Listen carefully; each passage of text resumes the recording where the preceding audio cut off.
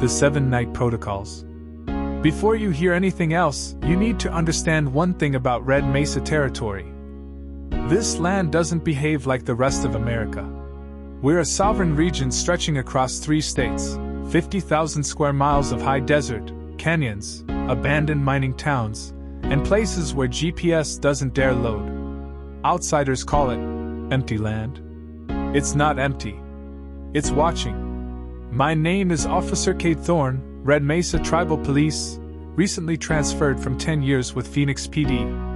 I thought I'd seen every form of violence a human being could commit. I was wrong. The first sign came on my first day, long before the screaming, before the tracks, before the creature pressed its face to my trailer window in the dark. It started with my sergeant. Her name was Sergeant Elena Vesa, mid-40s, stern, sharp-eyed, the kind of woman who didn't need to raise her voice to terrify a new recruit.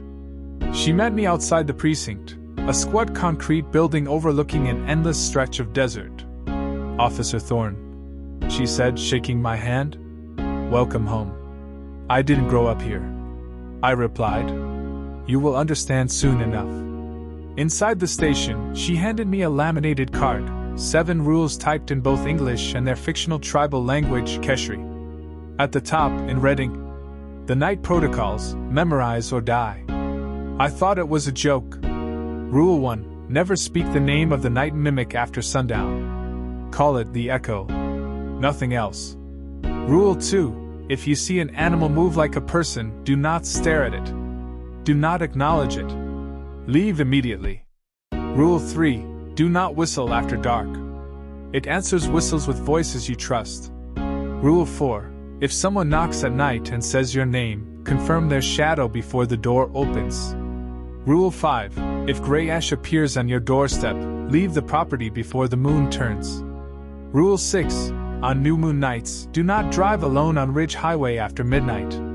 Rule 7, if you hear your own voice calling from the desert, never reply. I laughed. Alina did not. "These aren't superstitions," she said. "These are survival rules. Officers died ignoring them." Before I could argue, another officer, Dren Tallis, my assigned partner, walked in. Younger, broad-shouldered, and carrying the tired eyes of someone who's seen too much. "You get the protocols?" he asked. Before I replied, he showed me a photo on his phone. Tracks in the sand. Human footprints transitioning, mid-stride, into something like a coyote's. Not overlapping. Not messy. A literal transformation across 20 feet. "You doctored this," I said. "I wish I had." Before I could question him further, the radio crackled. "Dispatch. Unit 7, welfare check requested at Old Willow Crossing. Elder resident hasn't been seen for 4 days. Caller reports strange lights and whistling." Dren's jaw tightened. "Whistling," he repeated. Rule 3. Not good. I followed him to the patrol SUV. Desert wind howled across the barren horizon as we drove. "What kind of lights?" I asked. "The kind that move wrong," he said. "And the whistling?" He didn't answer for a moment. Then, "Sometimes it's people. Sometimes it's the echo." "What is that?" I asked, remembering Rule 1. "You don't want to meet it," he whispered. The sun was sinking behind the red cliffs as we reached the old settlement. The world grew quiet. Too quiet. Even the insects refused to make a sound. We stepped out. And from the far end of the valley, a whistle answered us. Soft. Melodic. And coming from 3 different directions at once. Dren swallowed hard. "They're already here," he whispered. "And they know we're listening." The echo in the ash circle. The last sliver of daylight vanished behind the cliffs as we approached the lone cabin at Old Willow Crossing. The place looked abandoned. No lights, no movement, no sound. Not even the usual desert insects dared to hum. Dren raised his flashlight, but before he stepped forward, he whispered, "Whatever happens, stay behind me. And do not answer anything you hear out here. Anything." A chill dragged down my spine. We pushed through the sagging wooden gate. The dirt crunched beneath our boots, but only ours. No chickens. No dogs. No signs of life. Only footprints. Dozens of them. Some human. Some animal. Some that belonged to nothing I recognized. Officer Thorne, Dren said quietly. Look at the ground. I knelt. The prints overlapped, spiraling, circling, all converging on the front door like something walked in endless loops around the house. Something was watching him, Dren whispered. 4 days. The door to the cabin stood slightly ajar, swaying with the wind. Dren motioned. Weapons ready. We stepped inside. And the smell hit immediately. Rot. Sweet, sour, unmistakable. The smell of a body dead for days. The interior was dark except for the beam of Dren's flashlight. Dust drifted through the air. The cabin walls were lined with shelves of old tools, blankets, jars, and handmade trinkets. But at the center of the room, in a wooden chair, sat Elder Branweller, head dropped forward, arms hanging limp, eyes open but hollow. Dead. At least 3 or 4 days. But that wasn't what made my stomach clench. Around the chair, drawn perfectly into the dirt floor, was a circle. A wide, smooth ring made from gray dust, shimmering faintly in the flashlight beam. Ash. Not from wood. Something finer. Older. Wrong. 4 small piles of the same ash sat evenly around the circle, like ritual markers. What is this? I whispered. Dren exhaled slowly. Ash marks. Forbidden practice. Someone marked him for the echo. Ash from what? He hesitated. You don't want to know. I stepped closer, careful not to disturb the circle, and the strangest sensation hit me, like the air thickened, pressing against my skin, buzzing faintly with static. As if the circle itself was alive. This wasn't some random crime scene. Something had been here. Something older than law enforcement. Something that knew protocols we hadn't learned yet. Dren backed toward the door, grabbing his radio. Dispatch, Unit 7. We need Sergeant Vesa and a traditional responder out here ASAP. Possible malicious ash working. Confirm immediate assistance. No answer. Just static. Then, softly, from behind the cabin, a whistle. Not like a human would whistle.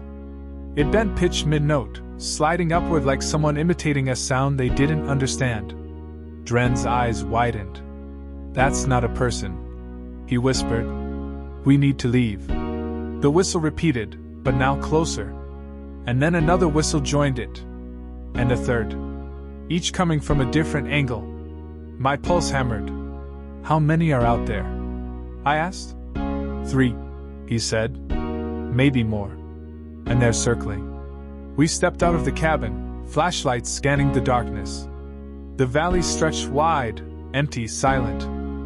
And then I saw them. 3 silhouettes standing far off against the horizon. Not fully human. Not fully animal.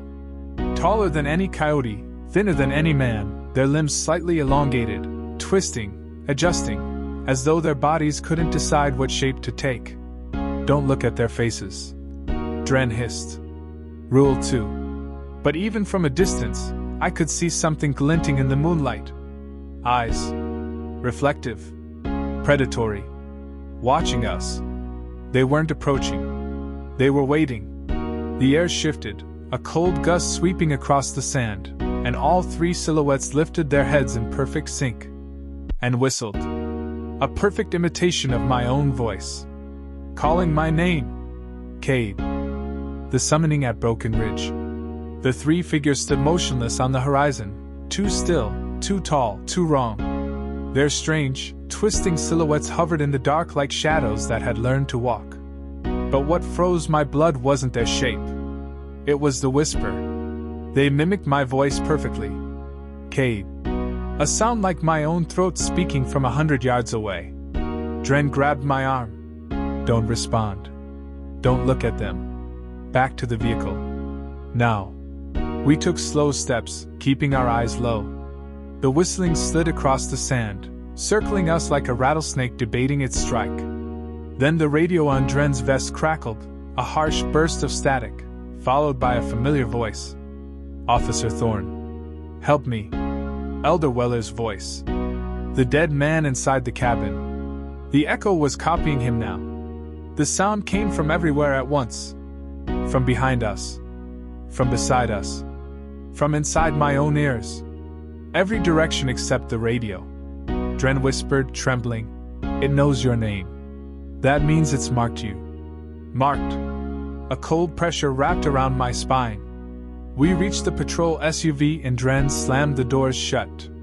He floored the engine, dust exploding behind us, as the silhouettes in the distance snapped their heads toward us in perfect, synchronized motion. "You saw what was in that cabin," Dren said, knuckles white on the steering wheel. "That ash wasn't made by human hands alone. What does the echo want?" Dren's silence was answer enough. The highway stretched ahead, empty and black. Only our headlights cut through the dark. Somewhere far behind us, I heard a whistle rising, following the wind, chasing us.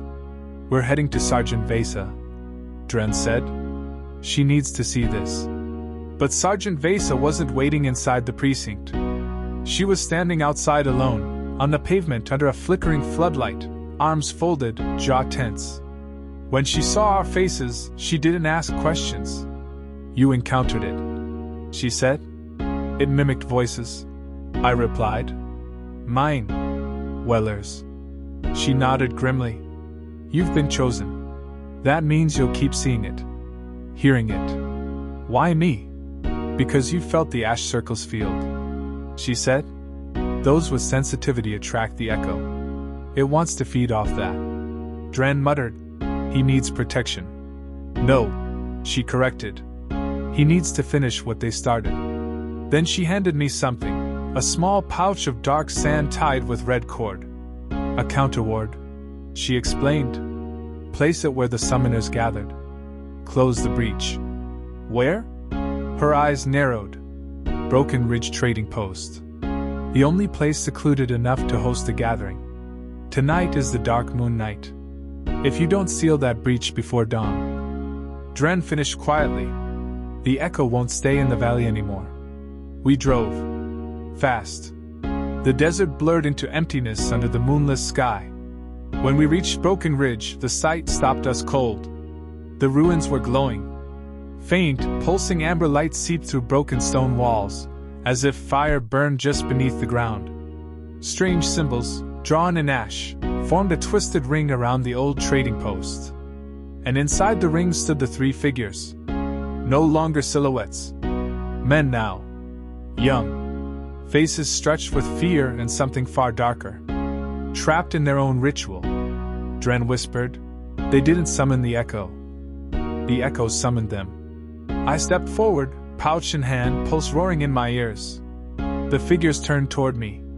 Their mouths opened. And every voice I'd ever loved poured out, my father's, my childhood friends, my own, all begging, all pleading, all screaming. "Cade. Help us." The voices clawed at my mind. I stepped into the circle. My vision blurred. The air rippled. A towering, formless shadow rose behind the three men, a shape stitched from darkness, stretching long arms toward me. I tore the pouch open and slammed the protective sand into the center of the circle. Light exploded outward, blinding white, ripping through the ash ring, shredding the ritual symbols, tearing the shadow into smoke. The three men collapsed to the ground. And the voices stopped. The desert fell silent. Completely silent. Dren pulled me back as the last of the ash burned into harmless dust. Sergeant Vesa arrived minutes later. "It's done," she said quietly. "You sealed it. But Thorne." She put a hand on my shoulder.